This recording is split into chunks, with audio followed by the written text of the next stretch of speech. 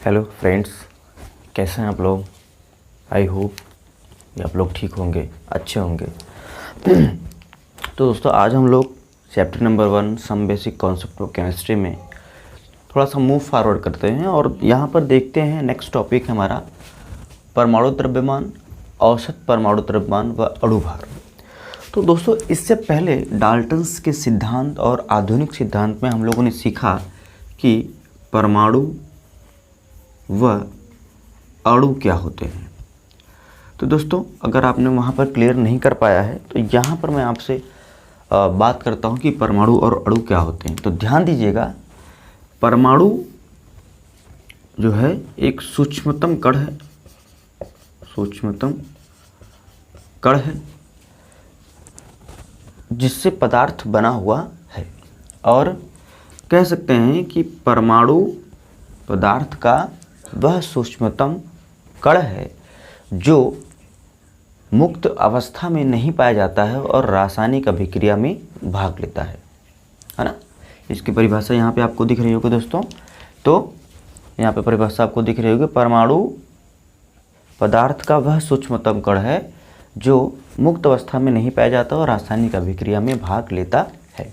ठीक, अब अगर बात करें अणु की, तो एक ही बात आपको ध्यान रखना है कि अणु परमाणुओं से मिलकर बना है।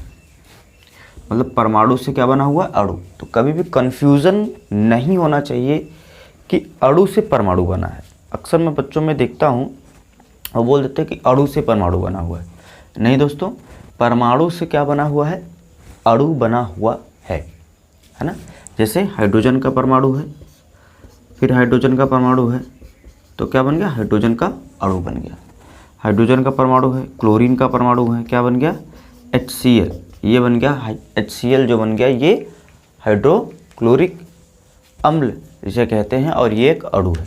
तो परमाणु के संयोजन से अणु बना, जैसा कि आधुनिक परमाणु सिद्धांत में बताया गया कि परमाणुओं के संयोजन से अणु बनते हैं।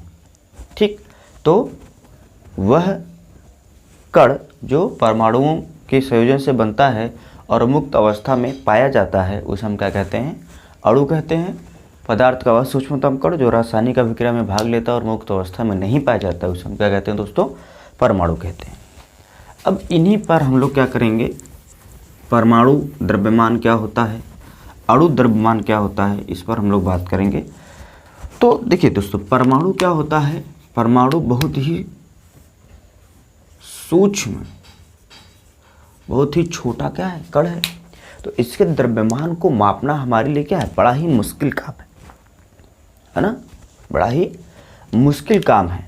आप यूँ कह सकते हो कि इसका द्रव्यमान निकालना टीनी में से तेल निकालने जैसा है, या जैसा भी समझो कि it's very difficult to measure the atomic mass. परमाणु के भार को या परमाणु के द्रव्यमान को मेज़र करना काफ़ी टफ है, क्रिटिकल है। वर्तमान समय में तो हमारे पास मास स्पेक्ट्रोस्कोपी एक बड़ा सा इस कमरे भर का क्या होता है? अपरेटस होता है, आप यंत्र कह सकते हो। उसकी सहायता से हम एग्जैक्ट किसी भी तत्व का परमाणु मतलब परमाणु का द्रव्यमान माप सकते हैं, है ना। किसी भी तत्व का परमाणु द्रव्यमान मापा जा सकता है, लेकिन 19वीं शताब्दी के आसपास ऐसी सुविधा दोस्तों नहीं थी। 19वीं शताब्दी के आसपास ऐसी सुविधा नहीं थे। उस वक्त हम क्या किए थे, हम लोगों ने हाइड्रोजन को ऐसे ही मान लिया कि इसका जो द्रव्यमान है वो कितना है? 1 है। इसका कोई यूनिट नहीं मानी गई, इसका द्रव्यमान 1 है, और इसी के रिस्पेक्ट में जो है वो क्या कर दिया गया? आगे माना गया।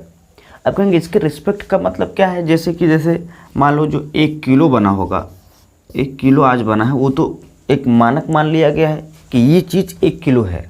अब इसी से अगर हम दुगना लेंगे तो 2 किलो हो जाएगा, 3 गुना लेंगे तो क्या हो जाएगा? वो 3 किलो हो जाएगा, 3 गुना लेंगे तो क्या हो जाएगा? वो 3 किलो हो जाएगा। तो जो मानक माना गया होगा कि इतना ही 1 किलो है, वो इतना भी माना जा सकता था, इतना भी माना जा सकता था, लेकिन इतना माना गया है। तो ये एक मानक मान लिया गया है कि इतना है तो 1 किलो होगा। इतना मतलब इतना समझ लो, इतना आलू है ना, आलू है तो 1 किलो है, इतना होगा तो 2 किलो हो जाएगा। तो अब इतना क्यों नहीं 1 किलो माने? सोचो, इतना हम तो इतना भी 1 किलो मान सकते थे, तो इसके रिस्पेक्ट में 2 किलो इतना होता। तो इस तरीके से एक मानक मान लिया जाता है किसी भी चीज़ को मेज़र करने के लिए, मापने के लिए। तो इस तरीके से दोस्तों यहाँ पर एक मानक मान लिया कि किसके रिस्पेक्ट में, हाइड्रोजन के रिस्पेक्ट में। लेकिन हाइड्रोजन क्या है, बहुत ही सूक्ष्म, बहुत ही सबसे ज़्यादा छोटा और लाइट वेट का क्या हाइड्रोजन है, ज्वलनशील है, गैसी है। तो ये स्टैंडर्ड को हटा के बाद में आके चल के वैज्ञानिकों ने कार्बन को स्टैंडर्ड माना। कार्बन 12 को क्या मान दिया गया दोस्तों, स्टैंडर्ड माना गया कि कार्बन 12 ही ऐसा एटम है जिसके रिस्पेक्ट में हम सारे तत्वों का परमाणु द्रव्यमान या परमाणु भार ज्ञात करने वाले हैं। तो कार्बन 12 को 12 यूनिट है ना, 12 यूनिट या 12 AMU इसका जो भार है 12 AMU माना गया, atomic mass unit, atomic mass unit के रूप में से कंसिडर किया गया। वर्तमान में एटॉमिक मास यूनिट को केवल यू कहते हैं, जिसे हम यूनिफाइड मास या एकीकृत मास कहते हैं, एकीकृत द्रव्यमान या एकीकृत मास कहते हैं, या इसको हम यूनिफाइड मास कहते हैं। ठीक है, तो मतलब 12U माना गया कार्बन के 12 AMU द्रव्यमान को। तो 1 AMU द्रव्यमान के क्या हो जाएगा, 1/12, 1/12। और इसी को हम लोग क्या मान लिए, स्टैंडर्ड मान के काम किए, स्टैंडर्ड मानकर काम किए। और इसी के रिस्पेक्ट में सारे अन्य तत्वों का एटॉमिक वेट ज्ञात किया गया, सारे अन्य तत्वों का एटॉमिक वेट ज्ञात किया गया। जैसे आज आप लोगों को पता होगा ऑक्सीजन का एटॉमिक वेट 16 होता है ना। इसके बाद अगर हम बात करें और किसी का, सल्फ़र का है ना, तो 32 होता है, क्लोरीन का 30.55 होता है, सोडियम का 23 होता है। तो ये जो एटॉमिक वेट निकल कर आए हैं हमारे सामने, वो किसके रिस्पेक्ट में मापे गए हैं, तो आप इतना समझो कि वह कार्बन 12 के रिस्पेक्ट में मापे गए हैं। अच्छा दोस्तों, बहुत सारे आप जैसे इसी का देख रहे हैं, इसी का क्या है, पॉइंट में दिया गया है एटॉमिक मास। तो इसको हम लोग औसत परमाणु द्रव्यमान, एवरेज एटॉमिक मास के रूप में क्या करते हैं, कैलकुलेट करते हैं। तो औसत परमाणु द्रव्यमान कब आता है, जब वातावरण में एक के आइसोटोप कई विद्यमान रहते हैं। जैसे एक हमारा कोई एटम है, उसके कई आइसोटोप्स हैं। आइसोटोप्स का मतलब समस्थानिक, आइसोटोप का मतलब समस्थानिक। और समस्थानिक क्या होते हैं, जब परमाणु क्रमांक समान हो और परमाणु भार क्या हो, भिन्न भिन्न हो। मतलब जैसे x है ना, x है, y है, z है, ये इसका परमाणु क्रमांक होता है। परमाणु क्रमांक समान हो और जो यहाँ पर हमारा परमाणु क्रमांक तो समान हो, परंतु यहाँ पर मान लो B-C-D इसका द्रव्यमान संख्या क्या हो, भिन्न भिन्न हो। तो इसे हम लोग क्या कहते हैं, समस्थानिक कहते हैं। क्या कहते हैं, समस्थानिक कहते हैं। तो ध्यान रखने वाली बात हम लोगों को है कि इसके हम क्या कहते हैं, समस्थानिक कहते हैं। तो दोस्तों यहाँ से आप एक बात का ख्याल रखिएगा कि जो तत्व है ये समस्थानिक है अलग अलग तत्वों का। यहाँ पर यह तत्व देखिए, जैसे मैं कहूँ क्लोरीन, मैं कहूँ कार्बन, मैग्नीशियम, बहुत सारे तत्व हैं। तो क्लोरीन का दोस्तों 2 आइसोटोप्स होता है, कार्बन का 3 आइसोटोप्स होता है, मैग्नीशियम का भी 3 आइसोटोप्स होता है। ठीक है, मैग्नीशियम का भी क्या होता है, 3 आइसोटोप्स होता है। कैसे होता है देखिएगा, क्लोरीन एक का द्रव्यमान होता है 35, एक का होता है 37, और इसका परमाणु क्रमांक तो सबको पता है कितना होता है, 17। कार्बन में एक का द्रव्यमान होता है 12, एक का होता है 13 और एक का होता है 14। और सबको पता है किसका जो एटॉमिक नंबर है वो कितना है, 6 है। मैग्नीशियम Mg, इसमें एक का द्रव्यमान होता है 24, एक का होता है 25, एक का होता है 26, और सबका जो एटॉमिक नंबर होता है वो कितना होता है, 12 होता है। तो अब आप यहाँ से देख सकते हो कि किस तरीके से इनका ये आपस में क्या है, समस्थानिक है। क्यों? क्योंकि इनका परमाणु क्रमांक क्या है, समान है, और द्रव्यमान संख्या क्या है दोस्तों, भिन्न भिन्न है। द्रव्यमान संख्या हम लोगों को क्या दिख रहा है, भिन्न भिन्न दिख रहा है। तो उस स्थिति में हमें एक एवरेज परमाणु द्रव्यमान, मतलब औसत परमाणु द्रव्यमान इनका लेना पड़ेगा। तो हम किसको मानेंगे, तो इसके लिए एक फार्मूला बनता है, और फार्मूला क्या बोलता है कि औसत परमाणु द्रव्यमान बराबर m1x1 plus m2x2 plus m3x3 dot dot dot dot जितना भी हो, और डिवाइड बाई 100। तो ध्यान क्या रखना है दोस्तों हमको कि m1x1 plus m2x2 plus m3x3 divide by 100, तो इस सबके साथ 100 शेयर होगा। m1 क्या है, मास है, और x1 क्या है, x1 तो पता नहीं क्या है।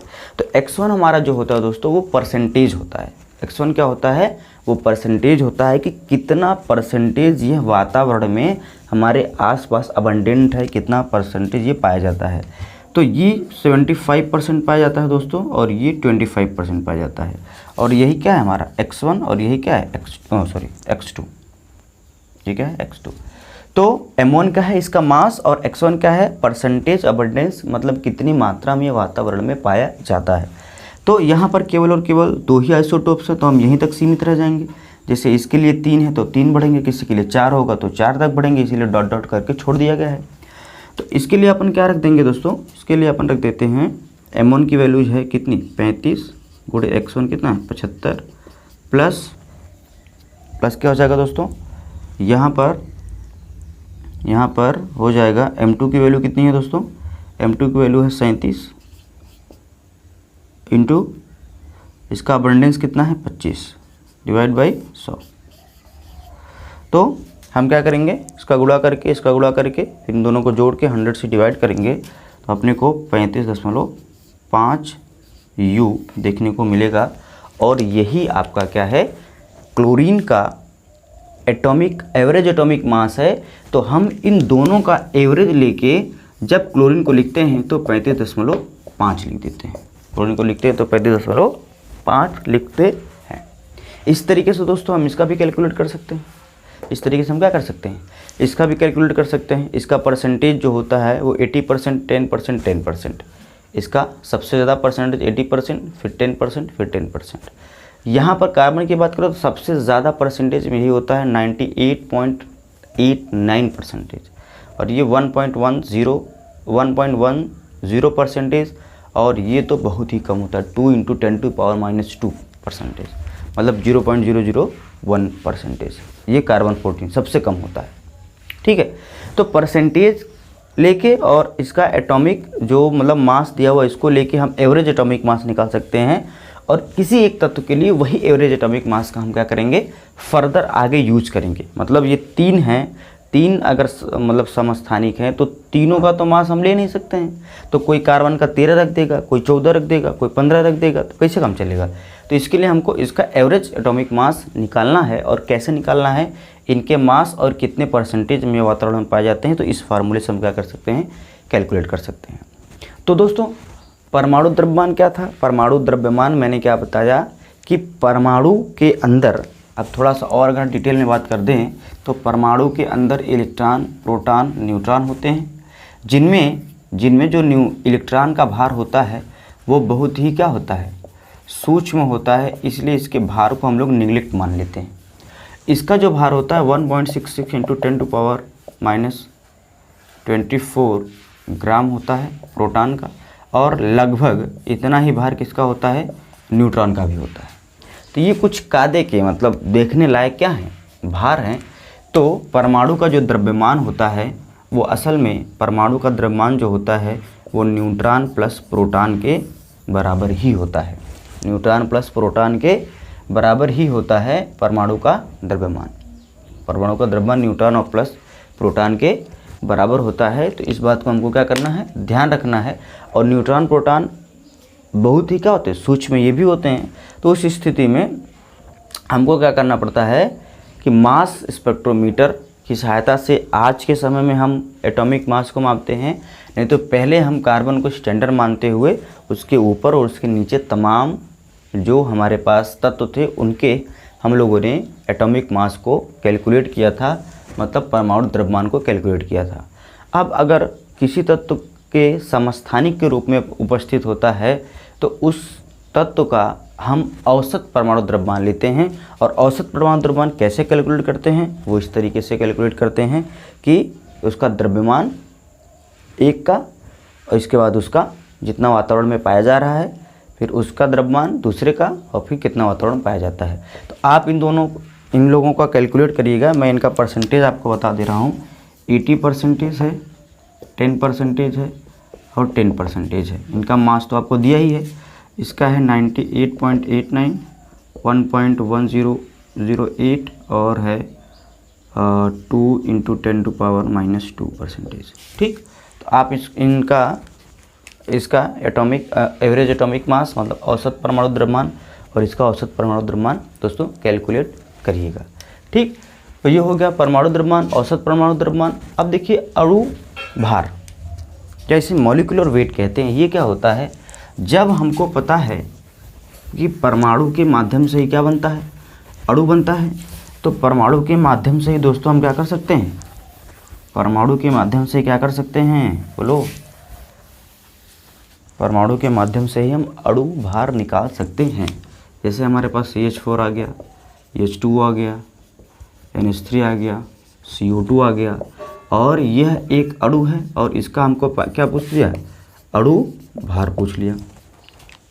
तो हम क्या करेंगे, है ना, हम क्या करेंगे, हम यहाँ पर आसानी से कार्बन का भार, हाइड्रोजन का भार जोड़ देंगे और हमको अणु भार, इस अणु का अणु भार निकल जाएगा।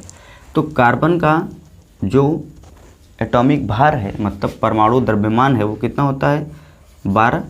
ये तो हम लोगों ने कैलकुलेट किया। हाइड्रोजन का होता है 1, 4 हाइड्रोजन है तो 4 हो जाएगा।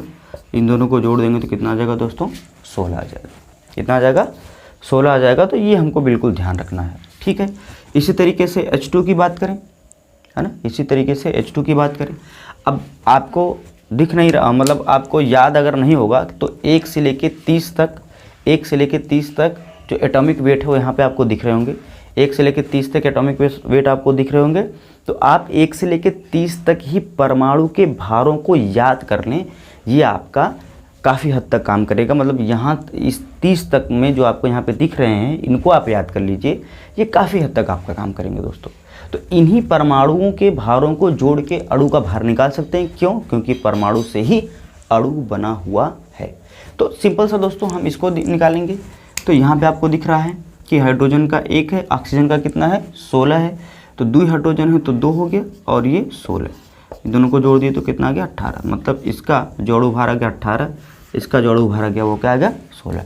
यहाँ पर देखिए नाइट्रोजन का दिख रहा है आपको कितना है, नाइट्रोजन का दोस्तों कितना है, 14 प्लस 1 हाइड्रोजन का 1, 3 गो है तो 3 हो जाएगा, तो कितना हो जाएगा, 17। ठीक है, इस तरीके से फिर CO2 की बात करें तो CO2 फिर से कार्बन आ गया, तो कार्बन का कितना होगा, 12। और ऑक्सीजन का कितना होता है दोस्तों, 16। और 16 2 बार है तो कितना हो जाएगा, 32। इन दोनों को जोड़ देंगे तो कितना आ जाएगा दोस्तों, 44 आ जाएगा। तो किसी भी अणु का अणु भार इस तरह से परमाणुओं के भार को जोड़ जोड़ के हम क्या कर सकते हैं, निकाल सकते हैं। तो दोस्तों हम लोगों ने यहाँ पर बात किया कि परमाणु द्रव्यमान क्या होते हैं, औसत परमाणु द्रव्यमान क्या होते हैं और अणु भार क्या होता है। तो मैंने यहाँ पे आपको 30 तक के परमाणुओं के भार दिए हुए हैं। तो आई होप आप इसको याद कर लेंगे, अच्छे से याद कर लेंगे, ताकि अणुओं के भार को निकालने में आपको क्या हो, आसानी हो। मैं यहाँ पे आपको कुछ होमवर्क के लिए अणु दे रहा हूँ, जिसका अणु भार आप कमेंट सेक्शन में कमेंट करेंगे या व्हाट्सएप ग्रुप में आप भेज सकते हैं। जैसे 10 मैं आपको दे रहा हूँ, 10 आप क्या करेंगे, कमेंट कर सकते हैं। ठीक है, जैसे आपका HCl है, HNO3 है, C6H12O6 है, Na2SO4 है। फिर इसके बाद आपका है, मान लीजिए KCl है, फिर आपका है K2Cr2O7 है। अच्छा है। फिर C12H22O11 चीनी का है। फिर इसके बाद मान लीजिए आपका NaCl का है, NaOH का है, और एक ले लीजिए K2SO4 इंटू Al2SO4 का होल थ्राइस इंटू 24H2O। इन सब का दोस्तों क्या निकालना है, 2 2 4 2 6 2 8 2 10। इन 10 अणुओं का अणु भार निकालिए। ठीक है दोस्तों, 10 अणुओं का अणु भार निकाल के आप कमेंट सेक्शन में कमेंट कर सकते हैं, और जो भी डाउट्स हैं इस टॉपिक में वो आप पूछ सकते हो। तो दोस्तों सिंपल सा मैंने बताया कि परमाणु द्रव्यमान क्या होता है। परमाणु इलेक्ट्रॉन, प्रोटॉन, न्यूट्रॉन का बना होता है। इलेक्ट्रॉन का वेट बहुत कम होता है, तो प्रोटॉन और न्यूट्रॉन के वेट को लेते हुए हमने इसको कैलकुलेट किया। कार्बन को स्टैंडर्ड मान के, कार्बन के रिस्पेक्ट में ही सारे लोगों को हमने क्या किया, उनके एटॉमिक वेट्स को फिक्स कर लिया एक बार में। और इसके एटॉमिक वेट की यूनिट क्या है, यूनिफाइड मास या U। और इसके साथ ही साथ हम लोगों ने तमाम जो हमारे जितने, वैसे तो 118 क्या हैं परमाणु मतलब तत्व हैं, परंतु यहाँ पर 30 का हम लोग याद कर लेंगे, तो इनको निकालने में हमको क्या होगा, बेहद ही आसानी होगा दोस्तों। ठीक है दोस्तों, मिलते हैं नेक्स्ट वीडियो में। Till then bye bye, thank you.